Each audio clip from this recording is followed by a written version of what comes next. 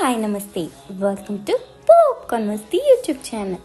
ఎందరో మహానుభావులు అందరికీ నా వందనాలు. దయచేసి ఈ వీడియోలోకి వెళ్ళే ముందు మా పెద్ద నాయన కోసం ఒక లైక్, సబ్స్క్రైబ్ బటన్ ప్రెస్ చేసి ఆయన దిల్ ఖుష్ చేయండి ప్లీజ్. సో ఈరోజు వీడియో ఏంటంటే, నాగ చైతన్య ఇంకా సమంత ప్రేమించి పెద్దల అంగీకారంతో ఎంతో గ్రాండ్గా కుటుంబ సభ్యుల మధ్యలో అంగరంగ వైభవంగా పెళ్లి చేసుకున్నారన్న విషయం అందరికీ తెలిసిందే. తర్వాత ఈ జంట ఎక్కడ కనిపించినా దిష్టి తగులుతుంది అనేంత చక్కగా కనిపించారనమాట. 4 ఏళ్ల పెళ్లి బంధాన్ని మనస్పర్ధాల కారణంగా విడాకులతో విడిపోయారనమాట. నాగ చైతన్య ఇంకా సమంత విడాకులు ఎందుకు తీసుకున్నారన్న విషయం ఎవరికీ తెలియదు.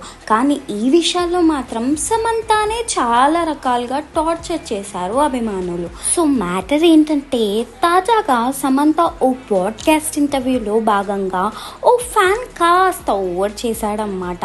ఏమని కమెంట్ చేశాడంటే, అమాయకుడైన మా నాగ చైతన్యని ఎందుకు మోసం చేశారు అని ప్రశ్నించాడు. ఈ సమంత తనదైన స్టైల్లో స్పందించారనమాట.